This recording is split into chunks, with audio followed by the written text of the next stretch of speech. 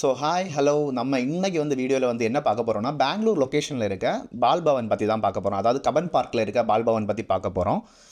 நான் நார்மலாக இவ்வளோ நாள் அது ஒரு மெட்ரோ ஸ்டேஷன் இல்லை, அது ஒரு நார்மலான பார்க்குன்னு தான் நினச்சிட்டு இருந்தேன். பட் உள்ளே போனதுக்கப்புறம் பார்த்தா ரொம்ப எக்ஸைட்மெண்ட்டாக இருந்துச்சு. நான் ஒரு ஃபுல் டே ஸ்பெண்ட் பண்ணுறதுக்கான விஷயங்கள் உள்ளே வச்சுருக்காங்க. ஸோ நீங்கள் இதுவரை பெங்களூரில் இருந்துட்டு கபன் பார்க் விசிட் பண்ணலைன்னா கண்டிப்பாக விசிட் பண்ணுங்கள். மெட்ரோவில் ஏறினாலே போதும். பெங்களூர் கபன் பார்க் முன்னாடியே மெட்ரோ ஸ்டேஷன் இருக்குது, அதில் இறங்கி வந்துடலாம். ஸோ இந்த பால் பவனை பற்றி நான் அதிகமாக இன்ட்ரோ கொடுக்கல, ஏன்னா வீடியோக்குள்ளே நீங்கள் போய் பார்த்துக்குங்க.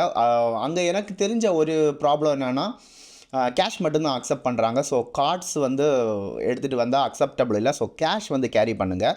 நான் போயிருந்த டைமில் கேஷ் மட்டும்தான் அக்செப்ட் பண்ணாங்க. இப்போ ஏதாவது மாறிடுக்கான்னு தெரில. நான் போய் ஒரு 2-3 மந்த்ஸ் ஆச்சு. ஸோ என்னென்னா இன்னொரு விஷயம் என்னென்னா டிக்கெட் கவுண்டர் ரொம்ப ரொம்ப கன்ஜஸ்டடாக வச்சுருக்காங்க. ஒரு ரோட் சைடில் நம்ம க்யூ நிற்கிறது கூட இடம் இல்லாத மாதிரி வச்சுருக்காங்க. அது ஒரு நெகட்டிவாக தெரிஞ்சிச்சு. மற்றபடி இதுக்குள்ளே நான் வேறு நெகட்டிவ் சொல்கிறதுக்கு எதுவுமே இல்லை.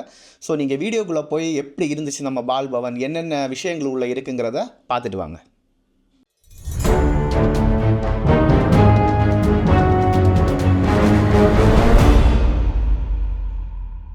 இதுதான் நம்ம கபன் பார்க்கோட என்ட்ரன்ஸ். பைக் பார்க்கிங் இருக்குது, அதே மாதிரி கார் பார்க்கிங்குமே இருக்குது. பார்க்கிங்கெல்லாம் ஜஸ்ட் 10 to 20 rupees தான் சார்ஜ் பண்ணுறாங்க. இது என்ட்ரன்ஸ் வெளியில் நிறைய கடைகள் இருக்குது, ஆனால் பானிபூரி இந்த மாதிரி கடைகள் தான் இருக்குது. பெருசாக ஹோட்டல்ஸ் எதுவுமே நான் பார்க்கல. அந்த ரெட் கலரில் இருக்கிற இடம் தான் டிக்கெட் கவுண்டர்.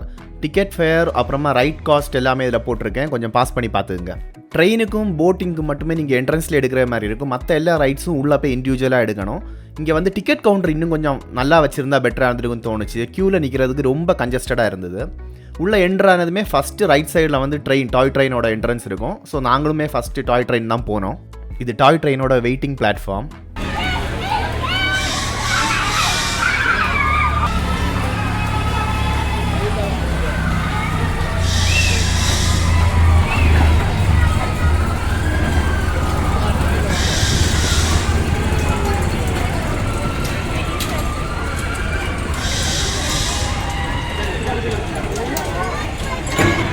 இந்த ரைடு எல்லாமே நீங்கள் தனியாக காசு கொடுக்குற மாதிரி தான் இருக்குது. ஆனால் ஒரு 20-30 ரூபா தான் வரும். அந்த விஷயம் தான் எனக்கு பால் பவனில் ரொம்ப பிடிச்சிருந்து. ஏன்னா காஸ்ட் ரொம்ப கம்மி.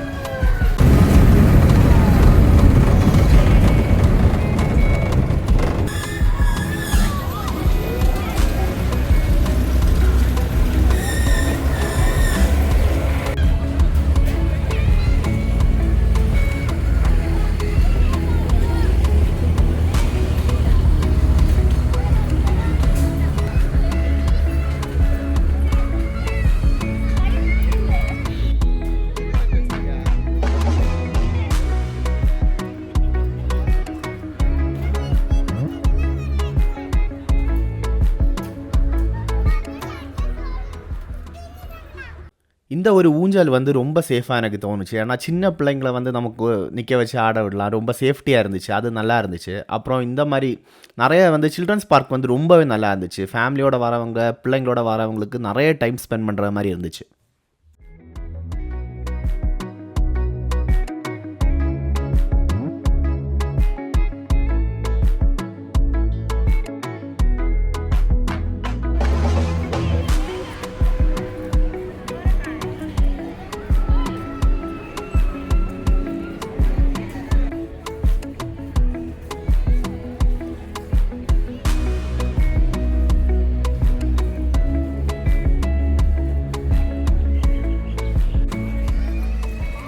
இங்கே இருந்த டிசேபிள்டு பார்க்லேயுமே நிறைய ஆக்டிவிட்டீஸ் வச்சுருந்தாங்க. டிசேபிள்டாக இருக்கிறவங்களுக்கு விளையாடுறது மாதிரி. ஸோ அது ரொம்ப நல்லா இருந்துச்சு இந்த பார்க்கில். இந்த பார்க்குக்கு ஆப்போசிட்லேயே ஒரு ரெஸ்டாரண்ட் இருந்துச்சு. ஸ்நாக்ஸு, ஜூஸ், ஐஸ்கிரீம்ஸ், அப்புறம் டிஃபன் இதெல்லாம் இருந்துச்சு. டிஃபன் ஐட்டம்லாம் கொஞ்சம் ஆவரேஜாக தான் இருந்துச்சு. So snacks, ice cream, juice, coffee, tea இந்த மாதிரி போகிறது கொஞ்சம் பெட்டர்.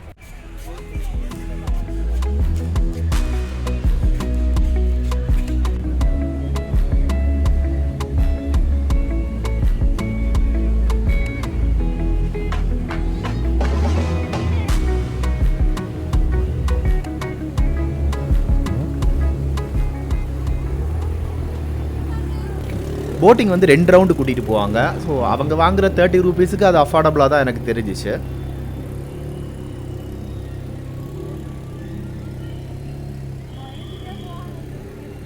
நெக்ஸ்ட் வந்து நம்ம விசிட் பண்ண போகிறது வந்து சயின்ஸ் பார்க் ஒன்று இங்கே இருக்குது. ரொம்ப நல்லா இருந்துச்சு. ஆனால் கொஞ்சம் மெயின்டெனன்ஸ் வந்து கம்மியாக இருக்குது. இன்னும் கொஞ்சம் நல்லா மெயின்டைன் பண்ணியிருக்கலாம் அப்படின்னு தோணுது.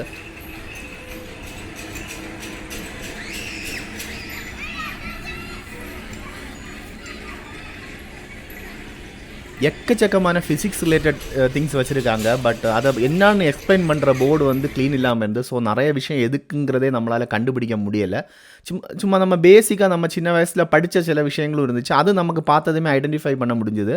பட் இன்னும் நிறைய வச்சுருந்தாங்க. அதில் அந்த எல்லா போர்ட்ஸுமே வந்து ரொம்ப அழுக்காக இருந்துச்சு. இன்னும் சிலது வந்து ஒர்க் ஆகலை. அதனால் வந்து கரெக்டாக வந்து கெஸ் பண்ண முடியல. இந்த இதில் வந்து பால் உண்டு, அந்த பாலை வந்து இதில் காணும். இன்னொன்றில் வந்து அந்த பால் இருந்துச்சு.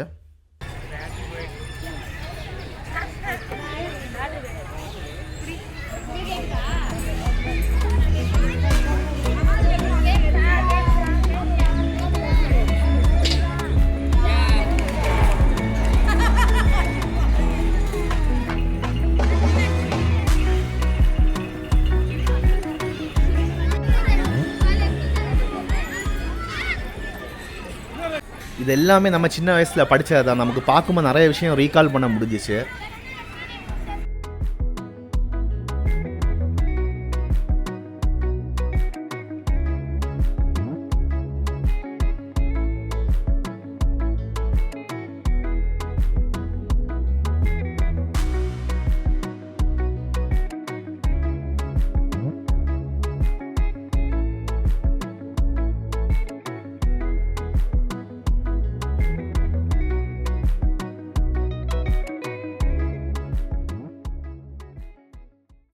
இது வந்து பால்பவன் வெளியில் வரும்போது வந்து ஆப்போசிட்டில் இருக்கிற ஒரு பார்க்கு. இங்கே நிறைய பேர் வந்து ரிலாக்ஸ் பண்ணுறதுக்காக வந்திருந்தாங்க. நிறைய பேர் கேம்ஸ் விளையாடிட்டு இருந்தாங்க. ஃபேமிலிஸ் வந்து சமைச்சு எடுத்துகிட்டு வந்து டென்ட் போட்டு உட்காந்து சாப்பிட்டுட்டு இருந்தாங்க. அந்த மாதிரி நிறைய ஆக்டிவிட்டீஸ் எல்லாம் நடந்துகிட்டு இருந்துச்சு.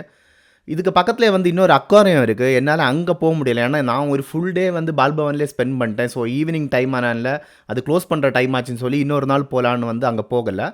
ஸோ வீடியோ வந்து ஃபுல்லாக பார்த்துருப்பீங்கன்னு நம்புகிறேன். எனக்கு வந்து பால்பவனில் பர்சனலாக பிடிச்சது என்னென்னா காஸ்ட் வந்து ரொம்ப கம்மி. எல்லாமே 20 ரூபீஸ் 30 ரூபீஸுக்கு வந்து நமக்கு ஒவ்வொரு ரைடில் வந்து ஏற முடியுதுன்னா அது பெரிய விஷயம். நானுமே நிறைய இடத்துக்கு போயிருக்கேன். மினிமம் 50 to 70 ரூபீஸ் இருக்கும்.